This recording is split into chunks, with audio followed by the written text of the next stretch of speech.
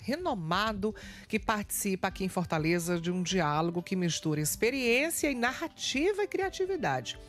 Esse encontro, que é gratuito, acontece quinta-feira hoje e é aberto ao público, e o tema, a arte da escrita entre o relato histórico e a criação literária.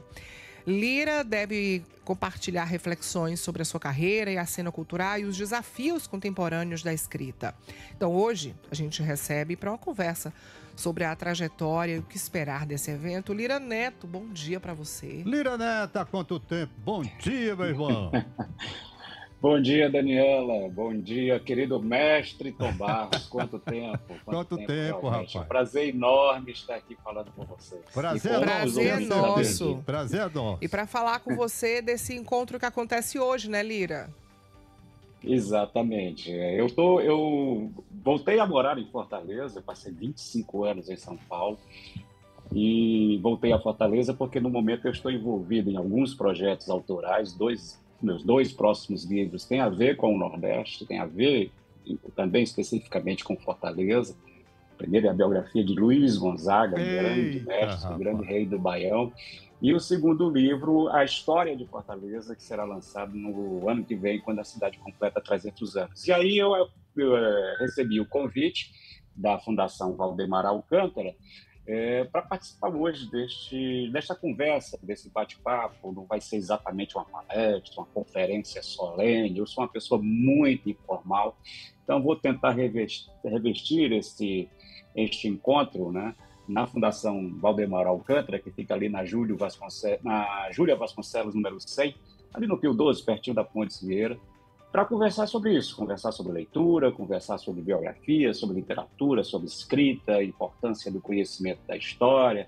E vou ter o prazer de ter esta conversa mediada por uma querida amiga jornalista, Cláudia Albuquerque. Fui editor de Cláudia Albuquerque quando trabalhei na imprensa cearense. Então é um prazer renovado. Está sendo muito bom estar em Fortaleza e encontrar tanta gente querida. Agora, falando em biografias, Lira, ler as tuas biografias é como você mergulhar nas histórias que a gente está lendo. A tua biografia da Maísa eu li em 2 madrugadas. Eu devorei aquele livro. Opa, que bom! E aí, assim, eu sempre fui apaixonada pela Maísa e consegui, através do teu livro, mergulhar naquele universo de uma pessoa que, infelizmente, eu não tive acesso em vida, mas pude ter através da sua obra. E outras biografias que você já escreveu também, inclusive do Edson Queiroz, né, de outros grandes nomes. Tem alguma próxima biografia que você está aí investigando a vida de alguém, pensando, já está na sua lista, já está em pesquisa? Pois é, Daniela, fico muito feliz com esse seu comentário. Eu tenho alguns prêmios literários na carreira, mas o maior prêmio é quando um leitor, uma leitora, fala algo parecido, ou seja, que deu conta do livro ali rápido e que não conseguiu largar o volume. Isso me deixa sempre muito feliz. Uma biografia, inclusive, que marcou bastante minha carreira. A biografia de Maísa foi muito importante na minha consolidação como escritor profissional, como um autor publicado em nível nacional. E todos os personagens, de uma forma ou de outra, modificaram a minha vida, né? Talvez o livro mais transformador entre todos os que eu escrevi, já são quase 20 livros, tenha sido a biografia de Padre Cícero, né? Porque ali eu fui confrontado muitas vezes, o meu racionalismo, né? O meu agnosticismo, muitas vezes foi confrontado com determinadas situações que o próprio racionalismo não explica. Então eu precisei fazer um mergulho, assim, digamos, etnográfico, antropológico no universo das romarias para tentar entender essa figura do Padre Cícero. E no momento tem outro ícone da nordestinidade, como eu falei agora há pouco, que está exatamente tomando a minha atenção, que é Luiz Gonzaga, que é meu próximo biografado.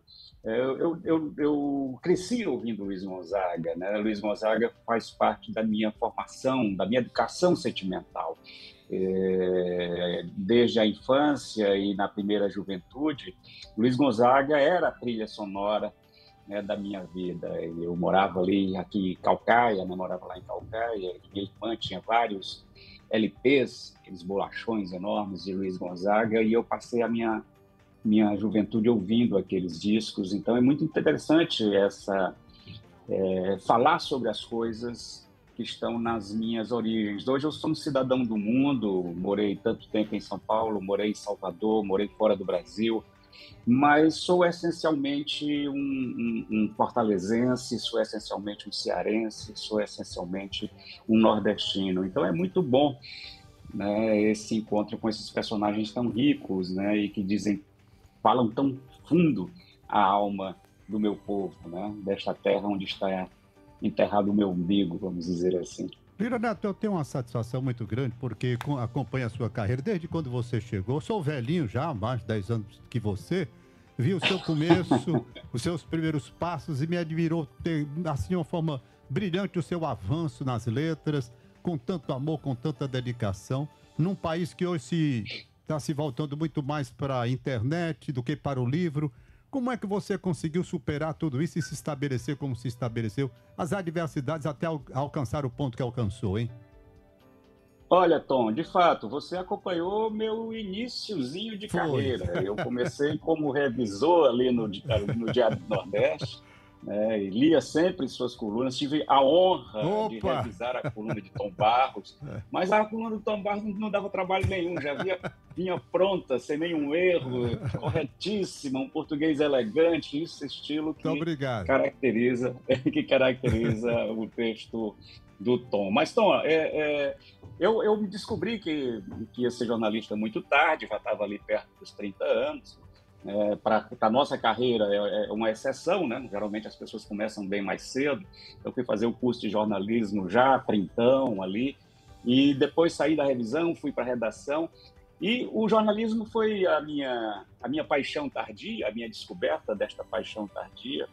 Mas o jornalismo, eu sou também essencialmente um jornalista. Eu me defino na hora que eu chego num hotel e vou preencher a ficha de hóspede, quando tem lá profissão, eu não resisto e coloco repórter. Né? Então eu sou um repórter, me identifico como repórter.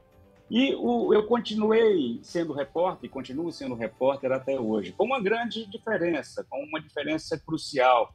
É que, em vez de ter uma manhã, uma tarde, um dia, 2 dias, para apurar uma história, para levantar uma pauta, eu hoje me permito passar anos apurando uma única história, apurando uma única pauta. E, em vez de escrever por centímetros, né, como o jornal exige, típico da linguagem jornalística, hoje eu posso escrever por centenas de páginas. Mas, assim, o método de trabalho é o do jornalista. No começo foi muito difícil, viu, Tom? No começo, viver de escrever num país com tão baixos índices de leitura, ainda mais num tempo que, como você bem disse, esses índices de leitura estão cada vez mais alarmantes, né? As últimas pesquisas dos órgãos especializados mostram que caiu bastante o número de leitores no Brasil, dado, logicamente, ao avanço dos meios tecnológicos e tudo mais. Mas, a partir ali do momento em que eu publiquei, eu comecei publicando a biografia do Rodolfo Tioff, Odeia a Peste, que foi um livro publicado ainda aqui no Ceará, eu ainda morava em Fortaleza, ali em 99. Depois eu me mudei, passei um tempo em Salvador, depois fui para São Paulo e comecei a publicar nacionalmente. Publiquei a biografia de José de Alencar, o inimigo do rei, né? A biografia do romancista José de Alencar. Ali eu ganhei meu primeiro jabuti. E dos 4 que eu tenho a honra e o orgulho de ter aqui na minha estante. Mas o Alencar, aquela premiação me chamou a atenção, né, para meus livros, e aí depois veio a biografia de Maísa, que explodiu, foi um sucesso editorial, e a partir dali eu comecei. Maísa é de 2007, se eu não me engano, 2007. E desde então eu vivo única e exclusivamente do que eu escrevo. Que bom. Demorou, foi duro. Muitas vezes a minha então companheira, sua querida colega, amiga, a Adriana, uma mulher sensacional, com quem eu fui casado durante 25 anos, a Adriana Negreiros, também cria no Diário do Nordeste. Adriana, minha amiga, sim, aqui da redação. Mulher mais sensacional que eu já conheci na vida. Que né? Hoje, por acaso, não estamos mais juntos, continuamos muito amigos, né? Sempre nos falamos, mas durante naqueles primeiros tempos, a Adriana é que segurou os boletos da casa. Era mas fonte aí pagadora. Era minha provedora. Lira. E aí, diga, desculpa. Não, imagina. Eu fiquei pensando aqui, vendo aqui a tua história. Você que escreveu sobre Maísa, sobre Getúlio, sobre Padre Cícero, né, Oswaldo de Andrade, Castelo Branco, Edson Queiroz, tanta gente que você já retratou a história nas biografias. Só pra gente encerrar, se alguém fosse escrever a tua biografia, a biografia de Lira Neto, qual seria a parte que você queria que fizesse questão que tivesse lá e que pouca gente sabe?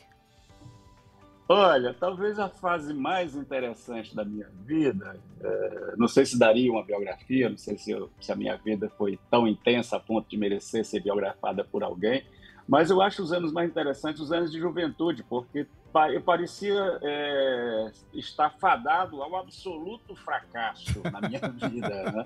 Eu parecia que não prestava para nada, que não dava para nada. Eu fiz escola técnica, né? Passei 4 anos estudando na escola técnica, onde eu fiz o ensino médio, então o 2º grau. Me formei em topografia, sou topógrafo, viu, Tom? Viu, Daniela? Sou topógrafo, diploma e tudo. Que bom, que beleza. Passei 4 anos estudando topografia e trabalhei 2 dias como topógrafo. Eita. 2 dias? E aí pedi demissão, fui fazer faculdades, abandonei 2 faculdades, abandonei a faculdade de filosofia, abandonei a faculdade de letras, fui técnico de raio-x. Eita, rapaz. Hambúrguer. Foi treinador de futebol. Ô, Lira. Tem hambúrguer com meu... Eu não posso Incrível. deixar Então, passar eu aqui. acho que esse período... É o que precisaria estar lá, né?